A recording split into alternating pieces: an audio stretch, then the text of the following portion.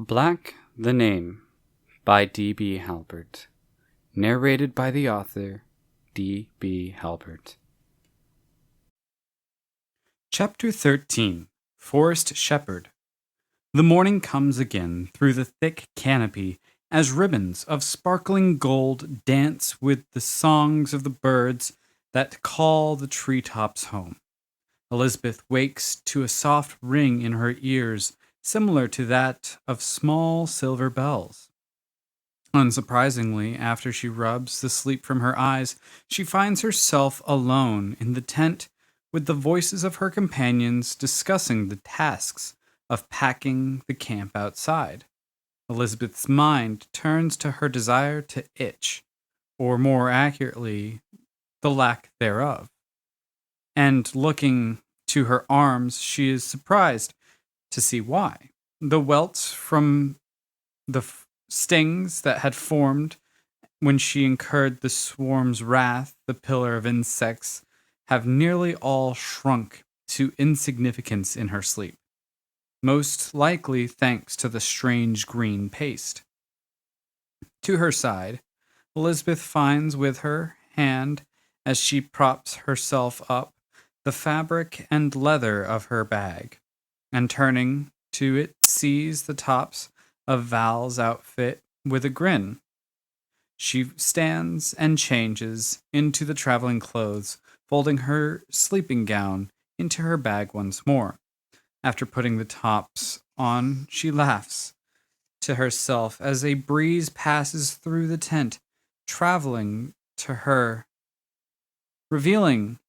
that the holes in the back of the outfit remain. Stepping from the tent, Elizabeth is greeted by a grinning Chattel, waiting to pack the small shelter for travel, who asks, "Good morning. How's the repair?"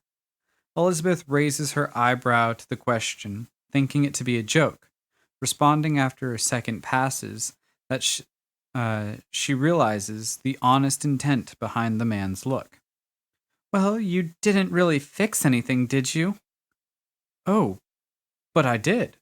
You see, I thought about your wings, and after learning that what happened wasn't the first time it had happened to you, I thought it would be a shame to have to keep repairing your clothes every time you saved a life.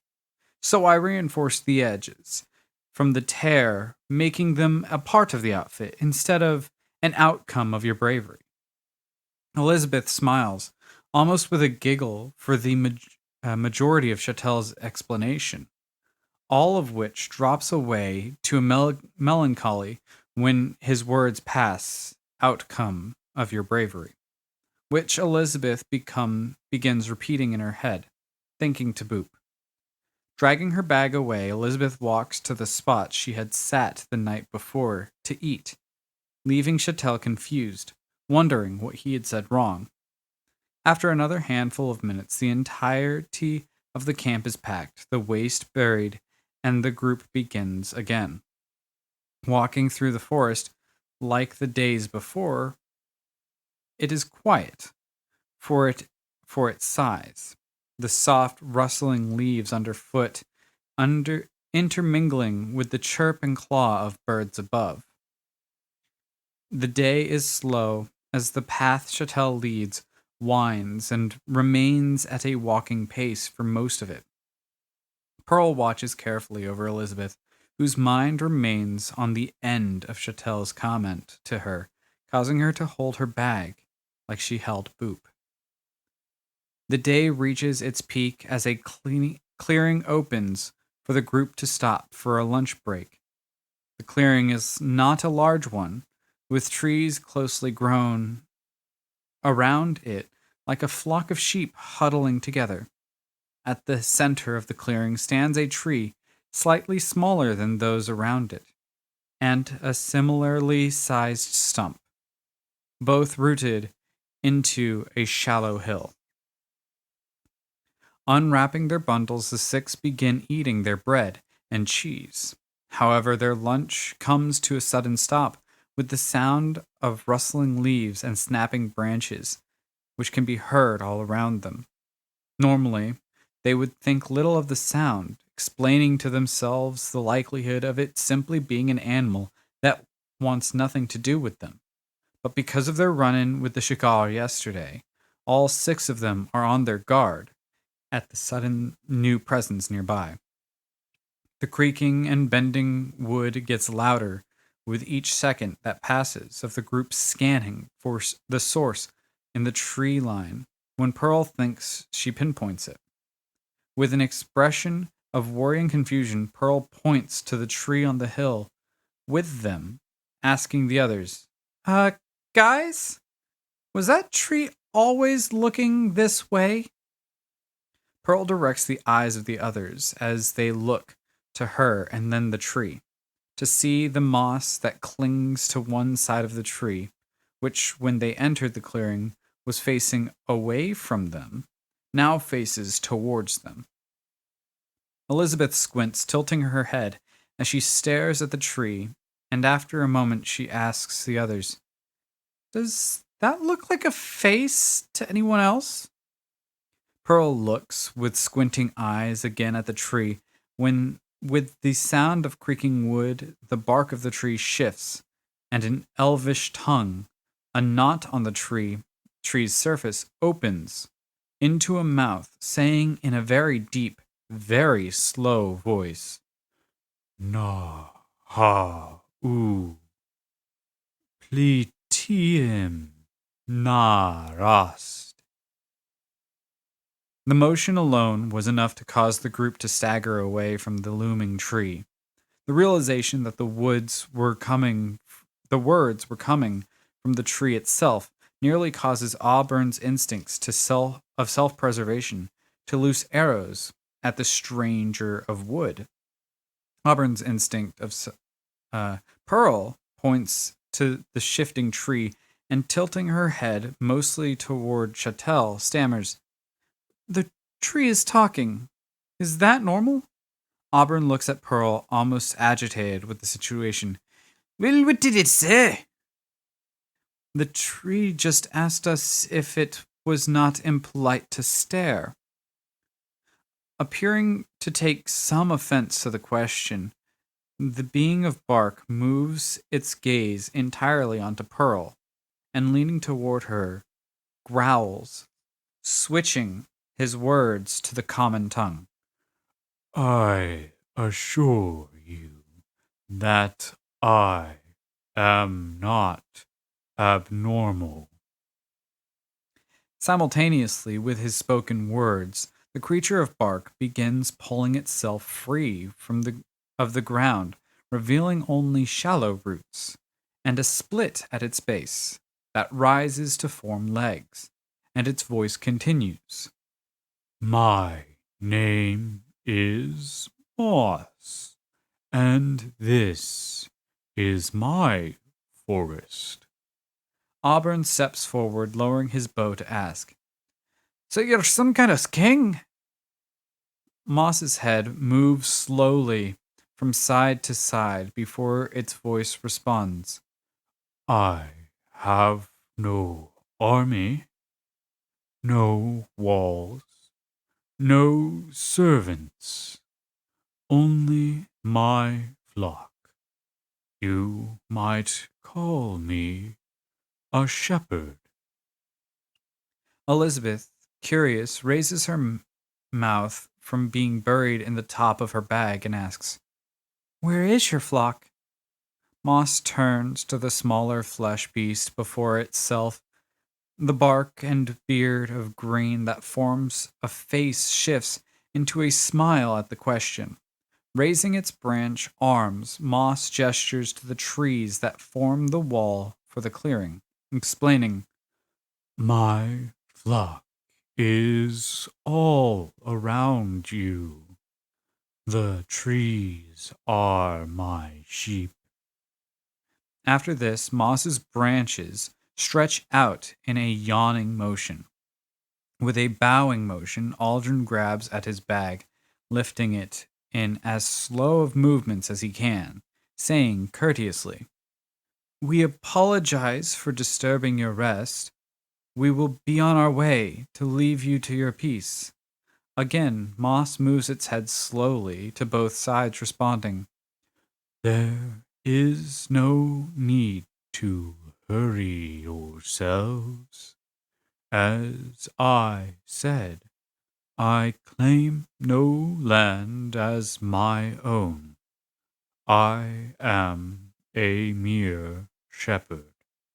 Stay and rest as long as you wish. I ask you only that you do not disturb my seed." Elizabeth looks again from her bag, now with her brow furrowed in curiosity, leading her to inquire, "Where is your seed so we know to avoid it?" "It rests there, on the—" Moss stops short as its gesture falls towards the stump on the hill with them. "Where has it gone? Where is my seed?" The speaking tree's legs bring it to the side of the stump with large, heavy, slow steps, falling to what could be considered Moss's knees. It turns back to the fleshlings, a sap substance beginning to peer from beneath the spots which look almost like eyes on the bark face, and it asks, with what seems like panic in the methodic voice, "What have you done with my seed?" Elizabeth steps to Moss's side, placing a hand on it, saying, "We have done nothing to your seed. We didn't know where it was because there wasn't a seed here when we arrived." Moss wipes the sap from its face, asking in reply, "If you did not, then who?" Aldrin joins Elizabeth by Moss and asks, "Have you had any other visitors?" Looking slowly as though trying to remember, Moss takes a second to think before responding, "There was a nice young pixie that came by before I fell asleep." Pearl, thinking the solution to be obvious, interrupts Moss's statement with a finger pointed to the sky, as though to say, "Aha!" exclaiming, "Then it was the pixie, and all we have to do is find them." "4 days ago," Moss continues, as though Pearl had not said anything. Pearl's finger curls into her fist, which drops to her side, her voice sheepishly muttering, "Oh." Then the question strikes her, and she asks, "Wait, you've been asleep for 4 days?" Turning to Pearl, specifically, Moss responds, "And you woke me early." "Early?" "Treants like myself sleep on average 1 week every moon cycle." "Oh, well, I guess we do kinda, but not all at once." At this point, Chattel interrupts into the conversation, exasperated by the short attention span of this slow, monotonous tree being. "Well, what if we help you find your seed? We would need to know what what is special about it. What makes it different from, say, this acorn?" Chattel holds up an acorn.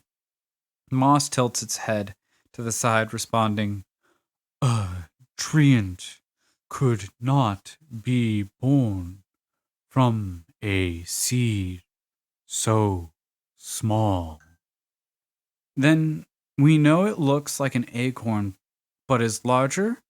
Chattel says to confirm everyone knows his thought process. If we help you look for your seed for the rest of this day, could you help us to the elf port of Falmar? Certainly.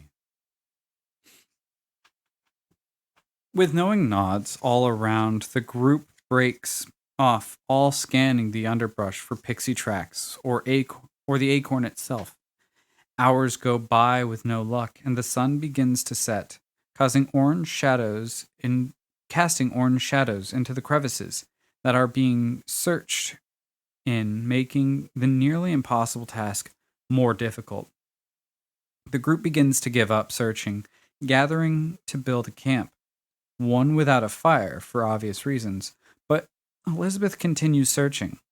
It is when all the others have given up that Elizabeth, bag wrapped tightly in her arms, hears a familiar twinkle of small bells. The same twinkle that woke her that morning rings softly from a branch extending above her.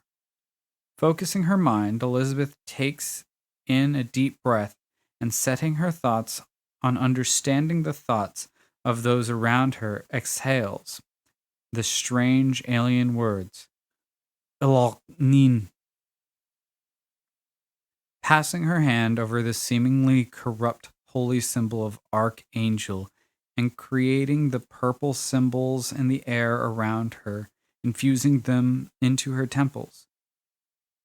Suddenly, gleeful thoughts of triumph sound in Elizabeth's head from the mind precisely where the sound of twinging bells rang. They didn't even know. This is hilarious.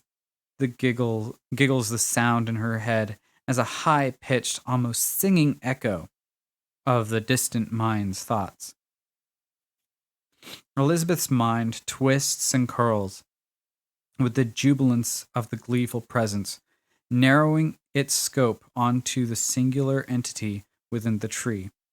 Like a squid wrapping its tentacles around a small fish, Elizabeth's thoughts begin to press themselves in frustration around the invisible beings, and with the distant, echoing telepathic voice, Elizabeth's mind speaks to the other.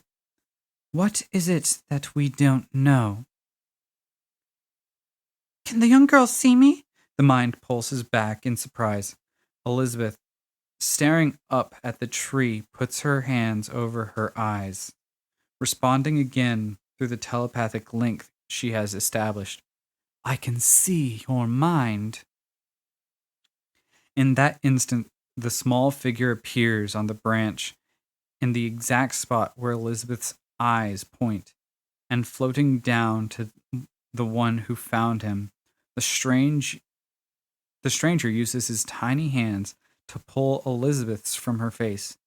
Floating before her, with outstretched green wings, like that of a butterfly, is what looks to be a boy or young adult male, but he is only a foot in height from head to toe, with all the proportions to make him look not so awkward. A cap of red-orange hair, tan skin, pointed ears, and pointed green eyes make the stranger's head, that only nearly is the size of an egg. Leaves and grass weave together in as a tunic and set of trousers tied at the waist with a small brown vine. And Elizabeth can't help but stare in amazement at what she sees. The small being's mouth opens and begins moving, as though to speak. But to Elizabeth, the only sound she hears is that of ringing bells. In her mind, though, still reading the stranger's, she hears in the high-pitched singing tone, I wonder if it understands me. Feigning insult, Elizabeth places her hand delicately just below her throat, with the mouth aghast. And closing her mouth into a forced pout, she responds through the mind link once more. It can't understand your language, but she can hear your thoughts. So we can communicate in this way? The small humanoid's head tilts as he attempts to understand the rules of the conversation. Exactly. Elizabeth responds in kind, adding a smile before asking, "What exactly are you?" "I am Dewdrop. The funny tree called me a pixie in the conversation he had with you and your friends." Dewdrop responds, awkwardly sounding out the word pixie in his head, not actually familiar with it. "What are you?" he quickly adds before Elizabeth can pose any more questions. "I am Elizabeth. I am a human." Confusion strikes Dewdrop, his head shaking. "No, you are not. Elizabeth. What what is that? Is that the pixie that Moss was talking about?" Aldrin's voice breaks into the in from the side, stopping Dewdrop's train of thought. Elizabeth turns to Aldrin, rolling her eyes, explaining, "Yes, it is. His name is Dewdrop. He was about to tell me where the seed was. Wasn't he?" Concern washes over Dewdrop's expression as Elizabeth's head turns back to him. "How did you know I took the seed?" "I didn't until just now." Dewdrop's palm finds his forehead in a singular swift motion. "Darn! You are reading my thoughts." Aldrin, confused again, chimes in, unable to experience thoughts others than his own without Elizabeth's intermediation. "So what did he say? Where is it?" Elizabeth turns back to Aldrin, a laugh on her tongue, but not letting it out. She fills him in. "I forgot you can't hear his thoughts. Maybe I can relay them." Concentrating, Elizabeth attempts to use her mind as a bridge for the conversation, asking awkwardly, "Ask each other something." Dewdrop immediately expresses, "Greetings. I am Dewdrop. Moss called me a pixie in your tongue. What are you?"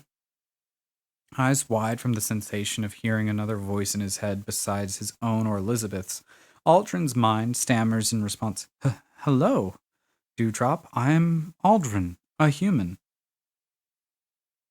Dewdrop immediately expresses.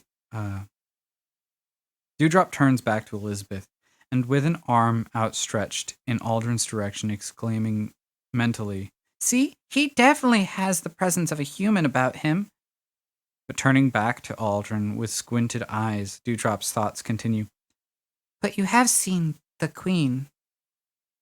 Elizabeth enters in, feeling the strain of being the mediator, though sustainable, makes the link more taxing on her, and she stops the conversation from continuing off topic. "Where's the seed?" Dewdrop turns back to Elizabeth and simply points to her bag. "In there." Elizabeth, with concern in her eyes, drops her bag and immediately opens it, and sure enough, sitting on top is a large acorn-like seed, just larger than a melon. Her face locked in a state of confusion. "How did you get in there? How did I not notice a change?" Dewdrop begins laughing, his mind responding, "This morning, silly! I even told you I had done it." Elizabeth immediately switches to a glare. "So you are the one who woke me up?" Quickly followed by a giggle expression. "Well, we better get this back to Moss. He is worried sick. And you better apologize."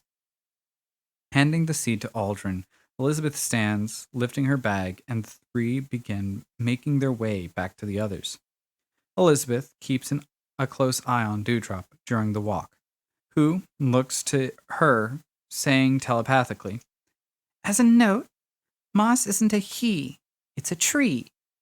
Neither he nor she, silly." With that, Pearl calls out from this hill, waving at the three. "Hey, who's that?" Elizabeth follows Pearl's expression to Dewdrop, who hovers between her and Aldrin. In the same instant, Moss exclaims to the extent he can, not giving Elizabeth a chance to respond to Pearl. "That is my friend." Dewdrop, what brings you back? Eyes looking to the gentle expression on Moss's bark face, Dewdrop's head lowers in shame, explaining in the language which from him sounds like a gentle sound of ringing bells. Grabbing the seed from Aldrin and floating delicately to Moss, Dewdrop pushes the oversized acorn to the tree, exclaiming, still in the ringing only heard by the group as frantic jingling bells. Taking the seed in slow creaking motion, Moss lifts it from the pixie, inspecting it closely, responding after a short few moments of awkward silence that sits heavy on Dewdrop's shoulders. It is undamaged, so there has been no harm done. Slowly Moss turns and, stepping to the stump, sets the seed upon it. Auburn, looking upon the interaction unimpressed, turns back to the bedroll he is spreading out, asking nonchalantly, so what kind of plant in that seed for anyway? Slowly Moss turns. My seed is to become the shepherd of this forest after my passing. The weight of the response stops Auburn's work for only a moment before he returns to acting disinterested. Stepping onto the hill again, now to Moss's side, Elizabeth asks, if it is so important, why keep it in the open? This is one of the safest places it could be. My flock would not allow harm to fall upon my seed. Moss turns slowly to look at Elizabeth. But it was taken without you knowing. A smile forms across the bark of Moss's face. It was, but not by someone who would wish it harm. These trees around us, my friends, my flock, are far better judges of individuals than you or I. Before anything else can be said or asked, Dewdrop, with a sudden and resounding flip of emotions, shoots through the air, stopping just before Elizabeth, exclaiming mentally, oh my goodness! You have such beautiful hair. It is like strands of sky draping down your back. Can I braid it for you, please? Having taken her hair out of the braid Val had done to sleep the first night after traveling, because it felt tight on her head, Elizabeth smiles with a nod, sits down, and lets Dewdrop begin braiding her hair, long and soft and blue like the sky. During that time, night sets, and though there is no fire, out of respect to Moss being a tree, the forest provides light with dancing fireflies that glow for as long as the group needs to eat their meal of bread and cheese. The morning comes again, as it does every night. Elizabeth rises first and, stepping from the tent, finds Moss rooted where it had been when the group first arrived in the clearing. The seed sits where it had been placed the night before. Auburn, Aldrin, Chattel, and Airedale sprawl out asleep around the hill. The morning sun's light, not quite reaching into the clearing yet, gives them just a few extra much-needed minutes of sleep. Dewdrop rises next, wiping his eyes clean of sleep as he floats to Elizabeth, expressing inquisitively, so, you have to go? Elizabeth smiles gently, responding, Aldrin, Pearl, and Auburn have to get home. What about you? I'm going with them. I doubt they would have a problem if you came along. Really? Then We could keep talking. Maybe play a few games? Sure. And tag, you're it. Elizabeth's fingers tap Dewdrop's shoulders, sending the small person drifting away. And in that moment, she turns, running out of the clearing behind a nearby bush. Pearl wakes and pulls herself from the tent, and seeing it empty as she looks back into it, begins to process the process of rolling it back up. In the same time, the other four begin groggily waking and rolling their bedrolls. After a short breakfast that interrupts the game of hide and go seek mixed with tag, the group begins their walk once more, following Chattel in the direction of the coast.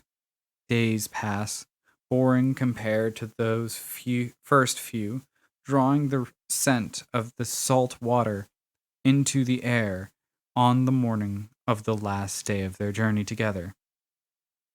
Dewdrop, waking to smell the salty sea air, stops Elizabeth before the group begins their final day's march, explaining through Elizabeth's ability to telepathically communicate. It saddens me, but I have to go home. I won't forget you. It was fun. And with that, without giving Elizabeth a chance to respond, Dewdrop floats up into the canopy the way they'd come from.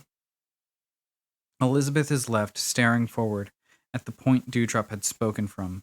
Again, she is left losing a friend to possibly never see again, and as motion around her begins preparations for the end of the journey, she stands muttering to herself, Not again. Not again. The few days' worth of memories flashing through her head as reminders of Boop and Bartholomew, forming small trickles of tears that last a few seconds before being wiped away. The last day of walking is silent, a feeling of dread resting upon the others, with Elizabeth unnaturally causing them to think twice before speaking, often making them choose not to speak at all. The presence lifts itself, though, when the forest breaks, and in the distance, rising from a glimmering southeastern coastline, the port of Ir-Falmar stands, waiting for the weary travelers to come in and rest. The sky only just begins turning orange with the evening sun when Chattel steps in front of the group, pronouncing, I present to you Ir-Falmar. In an outburst not in character for her, Pearl, who over the past few days has been strangely quiet and reclusive, grumbles, stepping past the elf. Yeah. Seen it before. Not really that interesting. Curious looks from the others bring to mind that during the trip, while the extra attention they weren't using to know to not step where they shouldn't was placed on Elizabeth and Dewdrop's games, even at times keeping score for themselves. Pearl had been distant. Now, with her in the forefront of their group, walking to the city, they see the strange change she has made to her outfit, wrapping old bandages around from her back around the normally exposed skin on her wrists and hands, and hiding her head with a hood from an old outfit she had kept around.